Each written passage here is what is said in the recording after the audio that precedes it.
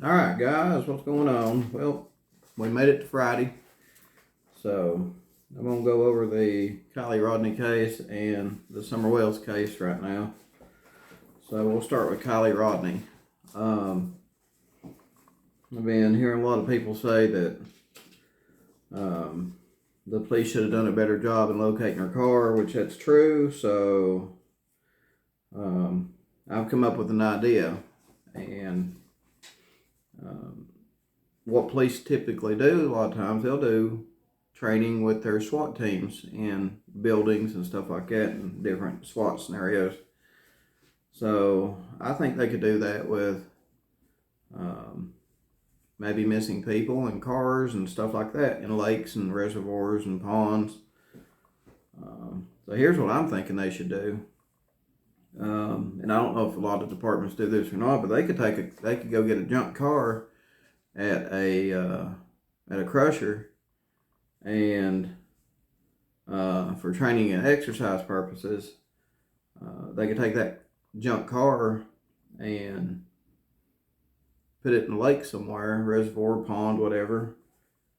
Not tell the searchers where they're going to put it, and then after they get it there, whether they push it in or whatever, run it off a bridge, whatever, tell the guys, okay, go ahead and go try to find it. And that I think that would be some good real life training for people trying to find, cars underwater, people underwater. You got to think, there's, not only are there cars underwater, but I mean, there's, there could be times when someone's weighted down and they have to know what a human body looks like underwater too. So, and they could do like dummies or whatever, weight dummies down and put them on the bottom of the lake and all that stuff. Or they could just do like the body farm up here at University of Tennessee and use real life cadavers for scientific study and things like that. You know what I mean?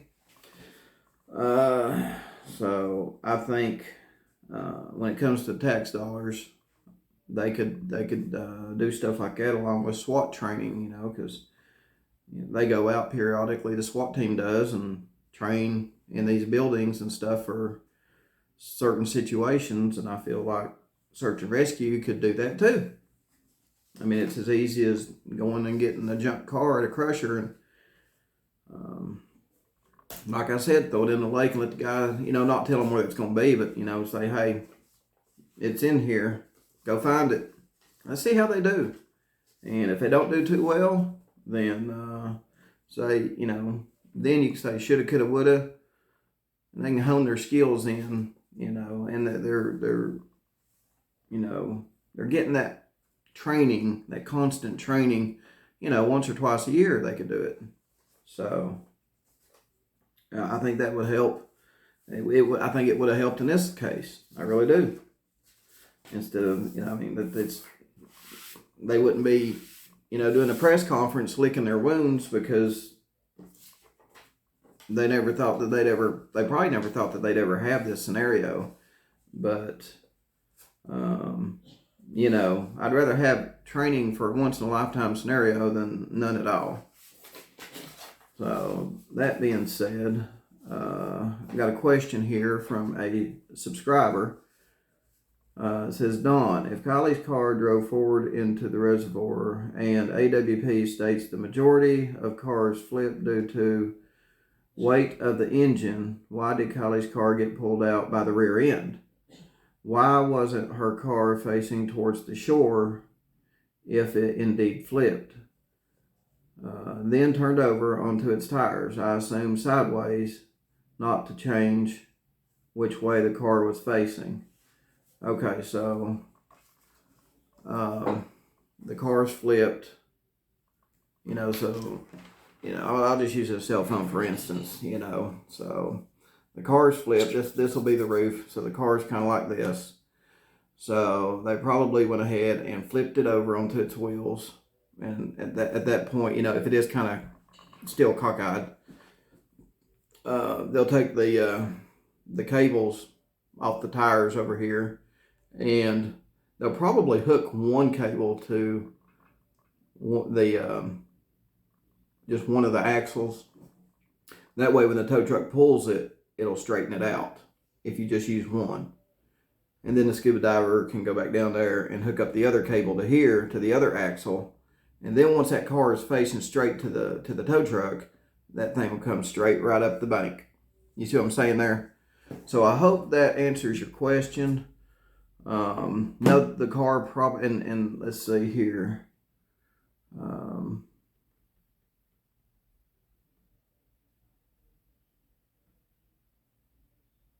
Why did Kylie's car get pulled out by the rear end?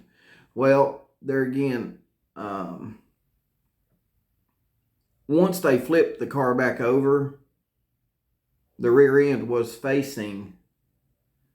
Well, no, the rear end wasn't facing the bank. It would have been, yeah. So,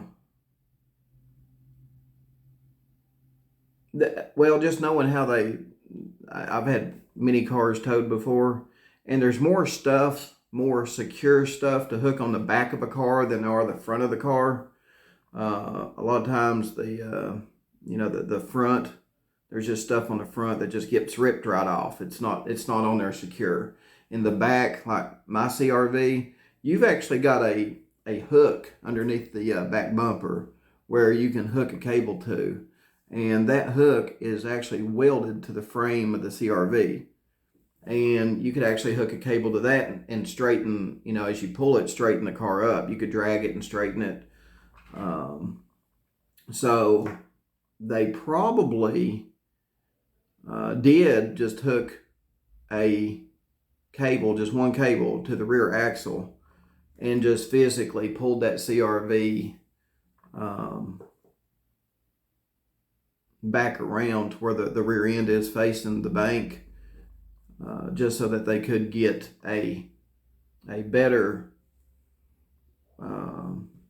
just a better angle at pulling that thing out. And you want to, because the back axles and just all that stuff back there is just more secure. There's more welds. Everything's more solid in the rear end of a vehicle than they are the front end. So that's probably the reason why they wanted to pull it out backwards instead of frontwards. And again, there could have been other reasons, like, with that window being busted. I don't know if it was busted underwater, if it was, whatever. They probably didn't want stuff floating out that window. I don't know. That's just something you'll have to ask them why they pulled it out backwards instead of frontwards. But again, just me knowing vehicles and the structure of them, it's you got more secure stuff to hook up in the rear end of a vehicle than you do the front end. So I would rather pull one out by the rear end. Just me personally. So I hope that answers your question on that. And now I'm going to move on to summer wells. Let's talk a little bit about summer wells. So I'm sitting here watching a bunch of, I'm just hearing a bunch of chatter on YouTube about, the police. Everybody's getting aggravated because nothing's happening. Okay. Well, we have to take a breather. We're going to have to take a breather. And sometimes justice don't come in one day, 1 week, 1 month, 1 year. Justice has to come when it gets here. I mean, you can go out and do vigilante justice anytime you want to. But is it that's illegal. But a proper, thorough investigation takes time. You got to get evidence, statements. There's no telling how many statements is in this case. And then you've got you got the case with the boys. And in my opinion, the reason why Summer's case is taking so long and you're not hearing anything, in my personal opinion, I think they're waiting on the case with the boys to wrap up. And then once the case with the boys wrap up, then I believe they're going to look more closely at Dawn and Candace and Grandis. Whoever was involved with her disappearance that day, they're going to look more closely at those people. There's certain people right now, like Dawn and Candace, that I think are hiding behind the case with the boys. So I think that the district attorney and the Hawkins County Sheriff's Department is waiting for the case with the boys to wrap up before they swoop in and shit hits the fan. But you got to stop and think, this isn't, it's more than just about Summer. It's her brothers, and those are still little kids, and you've got a mental and physical aspect to this. If they were abused, mentally abused, physically abused, yeah, I'd probably wait until the case was over with the boys as well before, because they probably, if they're going to remove the boys from Dawn and Candace, I would want them to make sure that Dawn and Candace is permanently out of their lives before going forward with, an aggressive approach to whatever they're going to do to them. So they may be waiting on, making sure Dawn and Candace are permanently out of those boys' lives. And like I said, the court papers was October of last year, so we may hear something between now and October, into October this year. And you don't want to rush things. And we got to stop and think about that. You may want, we want justice, but we want it done the right way, and we want things done right for those boys too. You got to stop and think. This, like I said, this is more about this. This ain't just about Summer; it's about her brothers too. So you got to stop and think about them, the whole legal system. I'm sure nobody, like, if they're gonna yank Dawn and Candace out of those boys' lives permanently, I think that's gonna come first, and then they're gonna focus on putting the foot up somebody's ass, if you know what I mean. So that's all I gotta say about that. So let me know in the comments below what you think. So I just figured I'd kind of go over both cases with you here, and had a comment to address.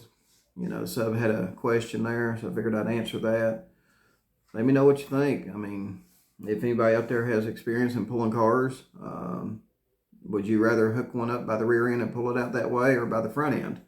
Me, myself, I'd rather pull it out knowing vehicles and how structurally sound they are in the rear end. I'd probably pull one out by the rear end.